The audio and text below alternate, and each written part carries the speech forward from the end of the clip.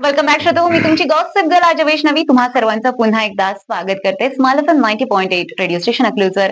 तुम्हाला माहितच आहे की आज आपल्या स्टुडिओमध्ये रोटरी क्लबचे सदस्य आलेले आहेत. यापूर्वी रोटरी क्लबमध्ये कार्यकाल केलेले आहे आणि आपण बघतोय की त्यांनी त्यांच्या कार्यकालात काय काय गोष्टी केलेल्या आहेत.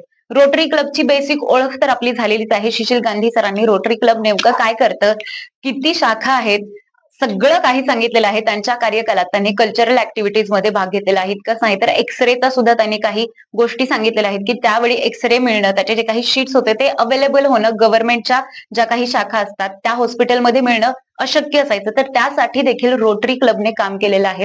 हे तर सांगितलंच, परंतु आपल्याकडे आज स्टुडिओमध्ये सुपर सिनियर आहेत आपल्या अकलूजच्या शाखेचे. आशिष गांधी यांनी 2006-2007 हा कार्यकाल त्यांचा आहे. सगळ्यात पहिलं मी आशिष सर तुमचं स्वागत करते आपल्या स्टुडिओमध्ये. नमस्कार.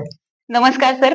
आता सरांनी तर सांगितलेलंच आहे, शिशील सरांनी, की काय काय त्यांनी केलेलं आहे, की तुमचा आता तुम्ही सुपर सिनियर आहात सगळ्यात गोष्टींमध्ये, तर तुमच्या कार्यकालात तुम्ही काय काय गोष्टी केल्यात थोडंसं पुढे या. रोटरी आशिष गांधी. मी 95-96 साली रोटरी क्लब जॉईन केलेला आहे आणि प्रेसिडेंट 2006-7 साली भूषवलेला आहे. ओके. त्या काळात जो अँब्युलन्स, आता जे रोटरीयन शशील गांधी यांनी सांगितलं तो अँब्युलन्स प्रोजेक्ट, तो अँब्युलन्सचा घेण्याचा मान हा माझ्या काळात झालेला आहे. आणि तो ज्यांनी सांगितला की एक्सरे प्रोजेक्ट, हे आम्ही सरकारी दवाखान्यात त्या काळी चालू केलेला होता. तो ऑनगोईंग प्रोजेक्ट होता. हा थोड्या काळानंतर तो हळूहळू कमी झाला, पण त्या काळात फार गरजू लोकांना त्याची फार मदत झालेली आहे. अजून काही वेगळ्या गोष्टी तुमच्या कालखंडात झाल्यात तसं त्यातला काही बँक प्रोजेक्ट हा आम्ही चालू केला होता मुलांसाठी. बरं. म्हणजे जे सरकारी जिल्हा परिषदचे मुलं असतात त्यांना पुस्तक वाचण्यासाठी एक छोटस आम्ही बॅग केली होती. त्यात लागणारे सगळी पुस्तकं हे ठेवली होती. जे गरजू मुलं आहेत त्यांना हे पुस्तक वाचण्यास आम्ही देत असा. ज्यांनी ते वाचले की परत त्यांनी ते रोटरी क्लबला परत करावे, असा हा प्रोजेक्ट होता. लहान 1ली पासून ते 10वी पर्यंत सगळी पुस्तकं त्याच्यात होती. आणि आम्ही एक महाशिवरात्रीच्या वेळेस व्हेटरनरी कॅम्प सुद्धा केला होता. जी गरजू जनावर असतात त्यांना व्हॅक्सिन्स आणि जंतनिर्मूलनाचे औषध पण दिले होते त्या काळात. हा प्रोजेक्ट हा बरेच कोणी केलेला नव्हता. तो त्या काळात आम्ही यशोनगर म्हणजे शिवामृत दूध संघ यांच्या मदतीने हा प्रोजेक्ट राबवलेला होता. क्या बात आहे. उत्तम. म्हणजे ज्ञानार्जनाचं काम करणारी जी काही पुस्तकं आहेत, आपल्या स्माइल एफएमने सुद्धा याच वर्षी हा उपक्रम केला की बाबा आम्ही श्रोत्यांना सांगितलं होतं की तुमची जी काही तुम्हाला न लागणारी आणि चांगल्या अवस्थेत असलेली पुस्तकं आमच्यापर्यंत पाठवा. आणि आपल्या श्रोत्यांनी ते इतका उत्तम प्रतिसाद दिला ना त्याच्यासाठी, आणि बऱ्याच जणांनी ते पुस्तकं घेऊन गेले आणि जी राहिलेली पुस्तकं होती ती आम्ही ग्रंथालयांना दिली सुद्धा आहेत. तर हे खूप कमालीचे इव्हेंट्स आहेत. अजून एक सांगायचं होतं की युथ एक्सचेंज प्रोग्राम हा आमच्या काळात असायचा. क्या बात आहे. की फॉरेनचे जे गरजू मुलं असायची ते एक्सचेंज करायला आमच्याकडे राहिले यायचे 2 दिवस, आणि आपल्याकडेही काही मुलं तिकडे जायची. त्या काळात मेक्सिकोची टीम आली होती अकलूजला. ते 2 नाईट्स 3 डेज होते अकलूजला. त्यांनी सगळं अकलूजला येऊन आमच्या घरी राहिले, प्रत्येक मेंबरच्या घरी राहिले. माझ्याकडे 2 होते, निलेश जोशींकडे होते, माझ्या माहितीप्रमाणे प्रवीण कारंडेकडे होते. ते 2 दिवस राहायचे. आपली राहणीमान, आपण काय करतो, आपलं कल्चर काय आहे, आपल्या अकलूज मधलं काय आहे, हे सगळे ते बघायचे. आणि मग ते येऊन ते स्टडी करून ते परत तिकडे जाऊन त्याची माहिती मिळायची.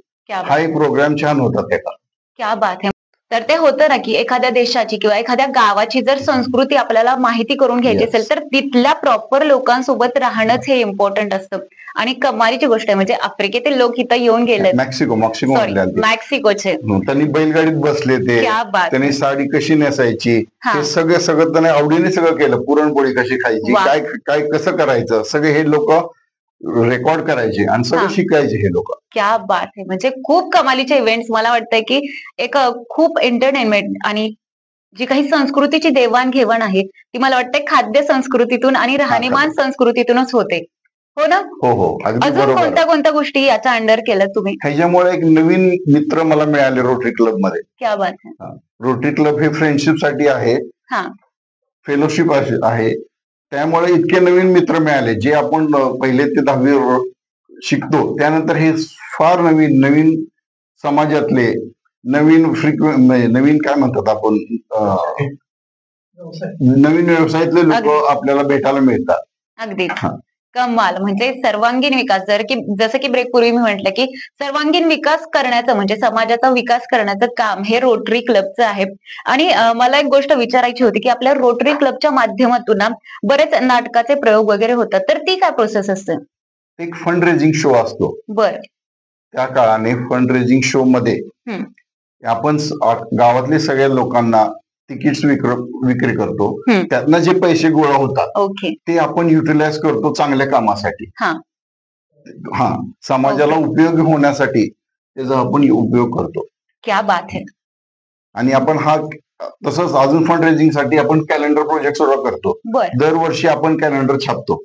त्यात गावातील समाजातील जे दुकान आहेत, शॉप्स आहेत, त्यांची आपण ऍडव्हर्टाईज करतो. त्यातनं जे कलेक्शन करतो ते कॅलेंडर त्यांना मोफत पण देतो. एक साधारण माझ्यामध्ये 5,000 कॅलेंडर आपण छापतो. आणि सगळे सोलापूर जिल्हा, तालुका, माळशिरस तालुका सगळीकडे हे मोफत मध्ये देतो आपण. कुणालाही त्याचे पैसे घेत नाही, सगळ्यांना मोफत देतो. ज्या कारणाने सगळ्यांना रोटरी बद्दल माहिती मिळाली.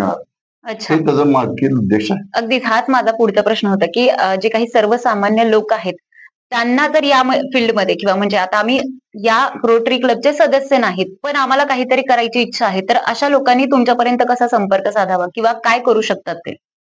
हे आमचे रोटरी क्लबचे सगळे मेंबर्स आहेत, त्यांना कुणाही तुम्ही येऊन भेटू शकता. ते आम्ही क्लासिफिकेशन बघतो त्यांचं आणि त्या हिशोबाने त्यांना आपण रोटरीमध्ये यायची इच्छा असेल तर त्यांच्यासाठी एक छोटासा प्रोग्राम करतो. मग त्यांना त्याची रोटरी क्लबची माहिती देतो. मग त्यातलं त्यांना जर गोडावा वाटला तर ते रोटरी क्लब केव्हा जॉईन करू शकतात. त्या नादाने त्यांना एक समाजसेवा करण्याचा आनंद पण मिळू शकतो. अगदीच खूप सुंदर उपक्रम रोटरी क्लबच्या अंतर्गत होतात आणि मला खूप छान वाटतंय की मला आज हे भाग्य मिळाले की या सगळ्या लोकांसोबत मी आज बसले आणि त्यांचे जे काही एक्सपिरियन्स आहेत ते मी शेअर करते, ते शेअर करतायत माझ्यासोबत आणि आपल्या स्माइल एफएमच्या माध्यमातून आपल्या सगळ्या श्रोत्यांपर्यंत हे जे काही एक्सपिरियन्स आहे, जे काही काम केलेलं आहे ते पोहोचतंय. तर आशिष सर, खूप खूप धन्यवाद. तुम्ही तुमचा एक्सपिरियन्स आमच्यासोबत शेअर केला त्याबद्दल. थँक्यू.